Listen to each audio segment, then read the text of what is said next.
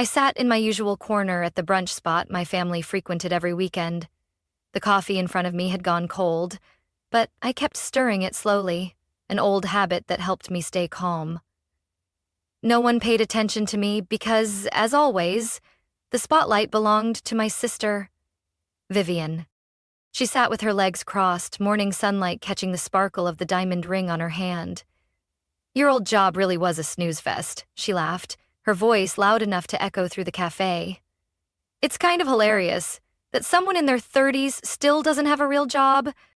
I heard every word, every pause in her sentence. No one else laughed, just Vivian, the only one amused by her own joke. I didn't look at her. I just pressed my lips together and kept stirring my cold coffee. My mother awkwardly murmured, "Vivian, don't be like that." But my sister only shrugged. To her, silence was proof of failure. My father tried to steer the conversation elsewhere, something about the Eggs Benedict being a little too salty, but Vivian's smirk lingered, like a hook waiting for a reaction. I said nothing. I was never the talkative one at family gatherings, and somehow, that made them assume I had nothing worth saying. But the truth was, ever since I chose to live behind the scenes, silence had become the space where I built an entire world, one none of them could imagine. I remember exactly when I first realized that some of the greatest things didn't need to be shown off. I was 27, sitting beside Sam, my best friend from college, as we typed the first lines of code for what would later become the core of an intelligent data analytics system used by banks, hospitals, and even government agencies. Now, at 33, I'm the co-founder of DataLoom, a tech company valued at over $80 million. 0 cents, but no one in my family knows. I never appeared on the official website. In interviews, Sam was the face of the company, and me? I chose to stay behind the spotlight. My name only appeared on internal documents, investor agreements, and Vivian's pay stub. Funny, isn't it? The sister who never hesitated to mock my quietness is now applying to the company I helped build, completely unaware that the person reviewing her application is the fulfiller she's mocked for years. I watched her chatter on, bragging about the now-defunct accounting firm she worked for. "But it's all good," she waved it off. "I'm a problem solver. I'm targeting a new company. Something called DataLoom? Heard they're hiring." My heart skipped a beat. For the first time during the meal, I looked up, then quickly looked back down, careful to keep the flicker in my eyes unnoticed. She kept going. "I already applied. If they bring me in, I'll handle their budget better than anyone there. If they pass me up, it's their loss." I bit my tongue to keep from laughing. That sentence, bold and smug, was a carbon copy of the lines she used to throw at me, claiming I'd never get anywhere hiding in the shadows. And maybe she'll never realize it. But in that very shadow, I built an empire, one she's now about to walk into, under my leadership.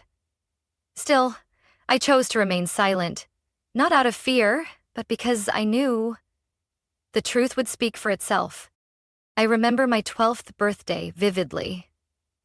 While everyone sang happy birthday, Vivian burst out of the living room holding a giant gold trophy. "Our baby just won the state dance competition," my mom beamed, wrapping her arms around Vivian. I stood by my cake, candles flickering in front of me, but no one asked what I wished for. And I didn't even bother blowing them out. Vivian was always like that, bright, loud, always giving people something to clap for. Me? I quietly gathered my gifts, went to my room, opened the old laptop Dad gave me the year before, and kept building my first data model. Even as a child, I loved what others found boring. I liked taking toys apart to see how they worked. I loved figuring out why a video game ran so smoothly. I loved the feeling of writing a block of code and watching it work flawlessly. My mom used to say, "Eleanor can sit for hours and you won't hear a sound." Dad used to joke, "We've got a firework and a flashlight in this house, guess which is which?" No guessing needed. Vivian was the firework, I was the flashlight. Steady, but overlooked. As we grew older, the gap between us widened. Vivian studied art, made a few appearances on local TV thanks to her dramatic performances. I studied computer science at a tech institute. No one in the family remembers the school's name. When I graduated, they forgot the date entirely. They were too busy planning Vivian's fashion line launch. I don't blame them. Sometimes I thought maybe I just wasn't interesting enough, but silence slowly became the space where I found my value. When Sam and I started Dataloom, all we had were 2 beat-up laptops and a dream to build a flexible analytics system that could predict user behavior in real time. Sam was the talker. He pitched to investors, did press interviews, ran meetings. I was the one backstage, writing every line of code, fixing every bug. A year later, a major bank signed a trial contract. 2 years in, our system was integrated into finance, healthcare, and risk analysis platforms. By year 3, Dataloom was valued at $83 million, 0 cents. I held 49% of the shares. But ask anyone? They'd only know Sam Fletcher. As for Eleanor Green, never featured in a headline. And that was how I wanted it. I didn't care for hollow handshakes, flashing cameras, or whispers behind my back. I wanted to work, to build, to help people make better decisions with what I created. As for Vivian, after her own fashion startup failed due to financial mismanagement, she went back to accounting at a small firm. Then came layoffs. Now, she's pinning her hopes on a new opportunity she has no idea I created. I don't know if she'll ever see me as an equal. To Vivian, I'll always be the little sister with her head in the clouds and a bunch of old laptops. But she's about to walk into a space where every wall, every budget model, every analytics tool was designed by me. And what I wonder most is this. When she sees my name, Eleanor Green, at the bottom corner of her paycheck or the next budget draft, will she recognize it? Or will she still believe I'm just a faded extra in the dazzling world she chases? A part of me hopes she never finds out. Another part wants to see her face when the truth finally hits. I don't need her admiration. I just want her to stop looking down on me.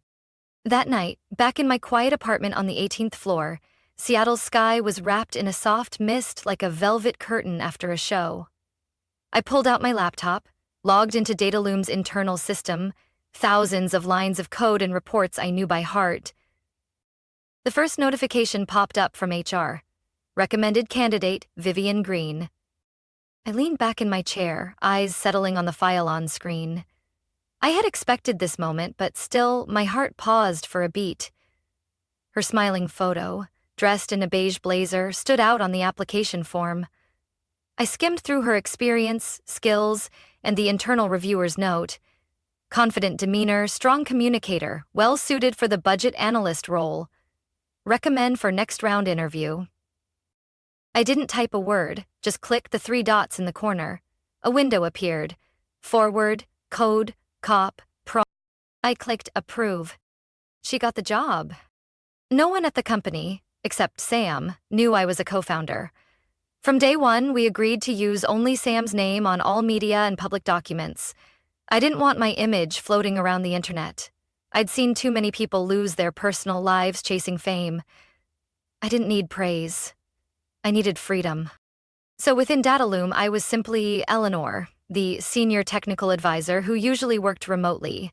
I only came into the office once a week, after 6 p.m. The rest of the time, I led projects, approved spending, and mapped out strategies, all from behind the scenes. Sam was the one in front of cameras, shaking hands with investors and speaking at tech conferences. He always respected my choice, never once revealing my identity to employees or the press. I used to wonder if that decision was the right one, but now, watching Vivian step into the world I built with my own hands, I was certain staying silent was the only way to make this moment interesting. On her first day at work, I stayed home, just as scheduled, but I turned on the internal camera system, something very few people knew I designed. From a low-angle view in the shared kitchen on the 9th floor, I saw her standing near the espresso machine, eyes wide with surprise as she looked at the digital bulletin board displaying the company's ongoing projects. This is the new company that hired me, she told a colleague proudly. Word is, the two founders are super private. No one's ever seen the other one. Might just be a legal placeholder. I chuckled softly. It wasn't the first time I'd heard someone question the existence of the second co-founder. That afternoon, Sam video called me.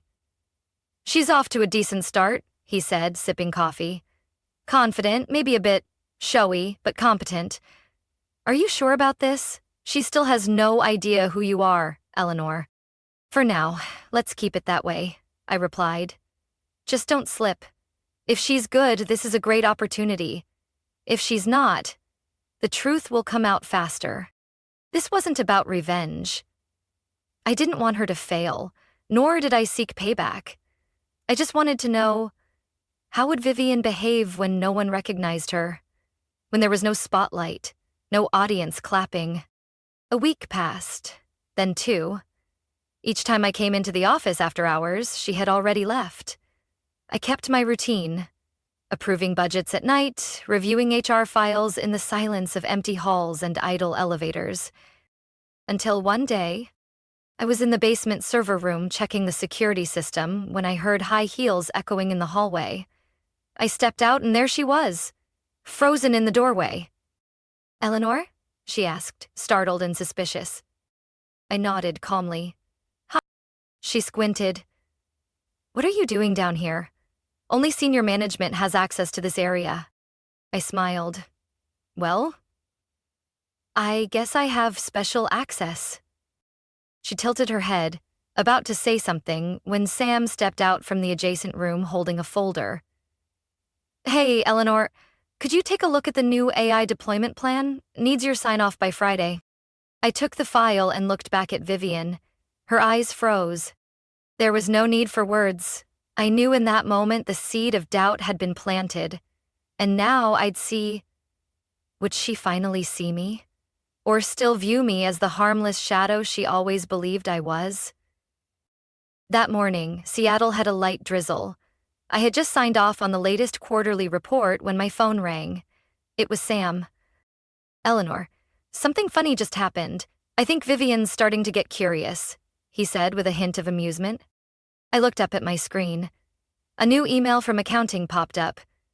NS signature found in internal budget file. Please confirm approving authority. My heart slowed. It was time. Nearly 2 months had passed since Vivian officially joined Dataloom as a budget analyst. In that time, she had begun earning favor in a few departments, thanks to her confidence and persuasive skills. I had watched from afar, quietly approving her proposals and saying nothing. But she had started noticing details. During one budget approval for marketing, Vivian stumbled upon a file signed with an e-signature, clearly labeled Eleanor Green, NS. Alongside it was the co-founder's ID code. I knew she wouldn't let that go. The next morning, I overheard a snippet of conversation in the cafe downstairs. A young colleague whispered to Vivian, "Who's this NS person anyway? Like a ghost in the system. Never seen them, but they sign off on everything big." Vivian smirked. "Probably just a legal figurehead. I don't trust names without faces."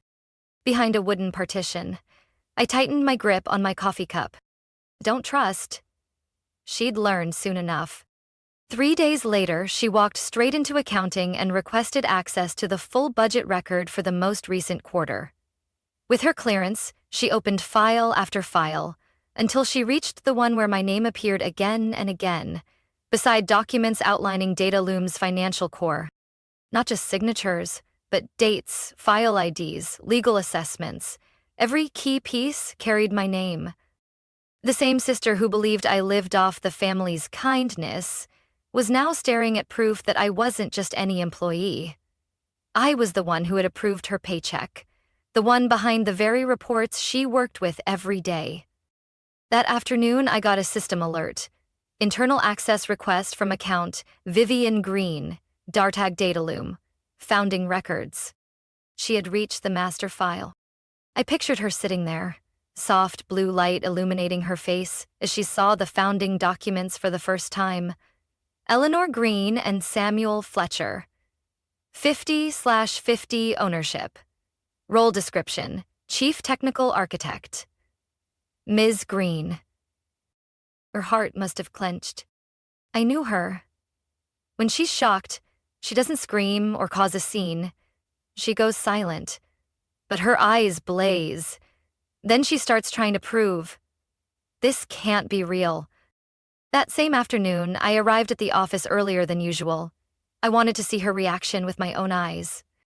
Sure enough, when I entered the pantry, I saw Vivian standing alone, gripping the edge of the counter, staring at a printed page. I approached gently. You okay? She turned, eyes locked on mine, furious and confused. Eleanor, she said, voice tight. You're the co-founder? I didn't answer immediately. I just nodded. How long? She asked. Since the beginning, I replied calmly. Sam and I started this company in a tiny room near Capitol Hill, back when you thought I was unemployed. Vivian laughed, not mockingly, but bitterly, half disbelief, half self-directed irony. So all this time, you were signing my paycheck. I worked under you? I nodded again. Not out of pride, Vivian, just doing my job. You're capable, so I approved your promotion. If you weren't, I'd have done the opposite. She fell silent, eyes dropping to the floor. I pulled a sheet from my pocket. A budget plan for an upcoming initiative on tech education for underprivileged kids. We're launching this soon. If you're interested, I think you'd be a great fit. She didn't take the paper. But her eyes changed. Something had shifted. I turned to leave, not pushing her. She'd need time. But for the first time in years, I saw in her eyes not scorn, but a silent question. How many times have I misjudged my little sister? The 5-year Dataloom anniversary gala was held in a glass building by Lake Union, where chandelier light danced like ripples across the floor. I stood in the guest dressing room, staring into the mirror. A long black dress, minimalist but elegant, fit snugly against a frame worn from years of all-nighters. My hair was pinned neatly, lips brushed with soft pink. I didn't want to stand out, but it wasn't about what I wanted anymore. Sam knocked, peeking in. Ready, Eleanor? I swallowed hard. Not really, but I guess no one's ever truly ready to step out of the dark. He laughed. You're not stepping out. You're stepping up. We walked onto the stage from the wings as the lights dimmed. The MC had just finished. And now, please welcome the 2 co-founders of Dataloom, Samuel Fletcher and Eleanor Green. Applause erupted, loud, clear, electric. Every eye turned toward me as I stepped into the light for the first time, officially and without a mask. I smiled, quietly but with purpose. And then I saw Vivian. She stood at the back of the room, one hand clutching a champagne glass she hadn't touched, her face stunned, her world flipped upside down. I knew that feeling. I'd lived it. On the day we landed our first $1 million investment, that moment when something no one thought was real becomes undeniable. Sam spoke first. He shared our journey from his mom's garage to Dataloom's current HQ, about server crashes at 2 a.m., deadlines that left us passed out on keyboards. When he passed the mic to me, the room fell silent. I took a deep breath. Hi, everyone. I'm Eleanor Green, and I guess, for many of you, this is the first time you've actually seen me. A gentle wave of laughter rolled through the crowd. It wasn't mocking, it was warm surprise. I continued, I'm not great at public speaking, and I never imagined I'd be up here. But 5 years ago, Sam and I had 2 things: an idea and a belief that technology could be built on trust. I glanced down at the audience. Vivian was still standing there, no longer holding her drink. Her eyes were fixed on me, as if trying to make sense of a stranger wearing the face of someone she once knew. I know I'm not the public face of this company, I went on, and that was entirely my choice. But today, I felt I owed you my presence, not for fame, but out of gratitude. Applause rose again. I nodded in thanks, then stepped back to let the MC close the ceremony. As the lights shifted to dinner, I made my way toward the buffet, looking for a quiet corner. But with every step, someone stopped me to chat. "We thought you were a legend," one software engineer laughed. "Didn't think you actually existed." I smiled, made a few polite replies, but my mind kept drifting back to Vivian. I glanced toward the pillar where she'd stood. Empty. She had left. And I didn't know when she'd gone or how much of my speech she'd heard. But I felt something, an empty space quietly opening inside me, where there should have been a warm look from someone close. That night, back in my apartment, I kicked off my shoes and sank into the sofa. My phone lit up with dozens of congratulatory messages from colleagues, partners, even my parents. "We're so proud of you, sweetheart. Words can't describe it." But nothing from Vivian. I replayed the live stream of the event on the company website, skipped ahead to my speech, then hit pause.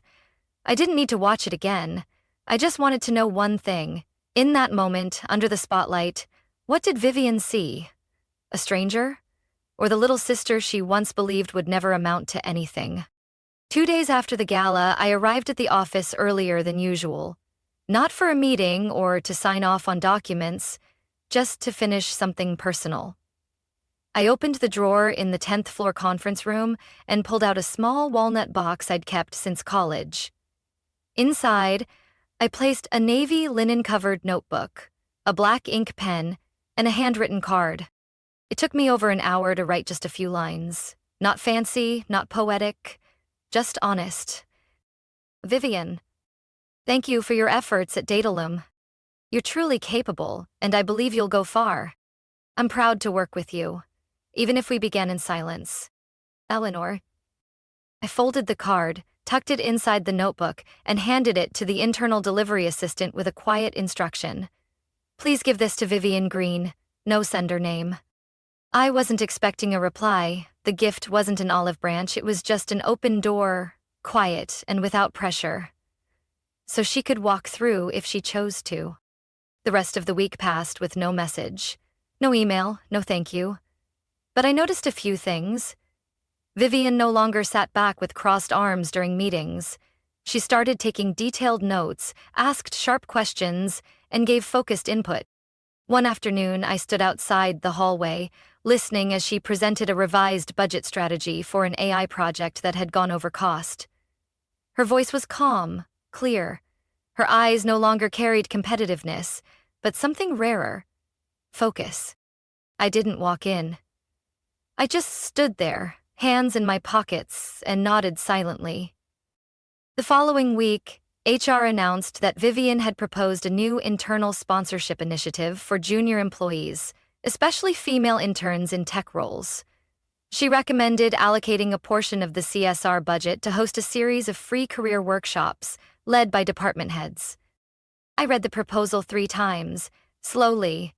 Initiative name: Touch the Screen, Touch the Future. And right below it, in italics, inspired by the quiet mission of Eleanor Green. I set the file down on the table, pressing my lips together gently. That afternoon, I stopped by the pantry as usual. Vivian was there, pouring hot water into a tea carafe. When she turned and saw me, we both froze for a second. But this time, her gaze was softer. No tension, no defensiveness. I was about to pass when she suddenly spoke. "The pen is beautiful, and the notebook. I've written a few pages." I turned to her. "I'm glad you liked it."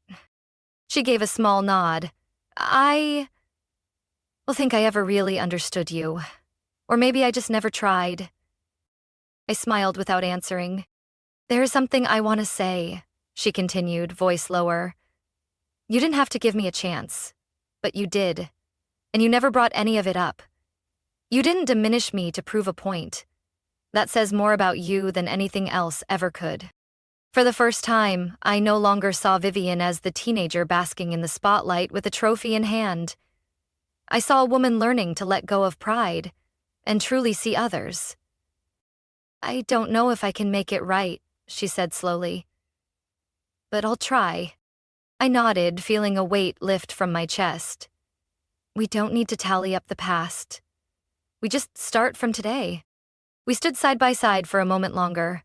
No explanation needed, no apology required, just a quiet understanding. This time, things would be different.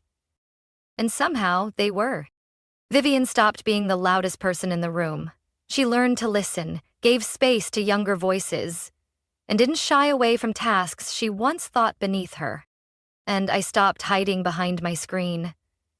I began speaking at technical briefings, no longer dodging the camera. I stood before visiting students and shared my journey, not to boast, but to show them, you don't have to be the loudest to make something big. One weekend afternoon, as I was leaving the office, I saw Vivian standing before the recognition wall. The list of top contributors for the quarter. Her name was at the top. She looked at me and gave a small nod. Thank you for not giving up on me. I smiled. We're just getting started, Vivian. On Sunday, the whole family gathered at our usual brunch spot on the corner of Green Lake. Everything was just as it had always been. Dark wood chairs, sunlight filtering through striped curtains, and the smell of warm waffles filling the room. But something in the air felt different. I sat at the long table on the balcony, joined by my parents, Uncle Henry, Aunt Laura, and Vivian. She arrived 5 minutes late, but instead of wearing her usual flashy outfit or sparkling heels, she had on a simple white blouse, dark jeans, her hair neatly tied back, no makeup. As she approached me, her eyes hesitated, but then she gave a small nod. I nodded back. No words needed, just a look. That was enough. My mom was telling a story about her new flower bed when Uncle Henry suddenly chuckled and turned to me. So, Eleanor, are you still doing that little freelance thing from home, or just typing up random computer codes all day? I smiled. Not surprised. He still thought programming was just a souped-up video game. I didn't even have time to answer before a voice rang out clearly. Uncle, Vivian said, setting down her coffee and looking straight ahead. Eleanor is the smartest person I've ever known, and without her, I definitely wouldn't be where I am today. All eyes turned to her. I tilted my head slightly. But Vivian didn't shrink back like she usually did when put in the spotlight. She stood firm, gaze steady, voice unwavering. I used to think I knew everything, she continued. But Eleanor taught me something more important than knowledge: humility. Her quietness doesn't mean she has nothing to say. It means she chooses to act instead of show off. Uncle Henry looked stunned. Aunt Laura gave a subtle nod. My mother reached over and gently squeezed my hand. I didn't say anything. I just looked at her. And in that look, I saw everything words couldn't express. An unspoken apology, unvoiced gratitude, and respect. Earned not by blood, but by truth. A moment later, the conversation shifted back to the weather and the upcoming holidays. But I knew something important had just happened. After the meal, as people began to leave the table, I stood up to grab my bag. Vivian stepped over, jacket in hand. She didn't say a word, but as she passed by, she whispered softly, "You don't have to forgive me, but I'll never be the same person again." I turned to her, and for the first time in a very long while, I gave her a genuine smile. "I know," I said, "and I never needed you to apologize." We walked out of the brunch spot in silence, but there was no longer any tension between us. What had happened wasn't forgotten, but it no longer lived in me like a wound. That afternoon, I went home, made myself a cup of tea, opened my laptop, and stared out the window toward Lake Union. Just as I took a sip of the warm tea, a message from Sam popped up. "Heard brunch wasn't half bad today?" I replied. "Not bad, let's call it a new beginning." And maybe, sometimes, forgiveness doesn't come through words. It comes when people finally see each other, not through judgment, but through late, honest understanding. Vivian and I will never be picture-perfect sisters.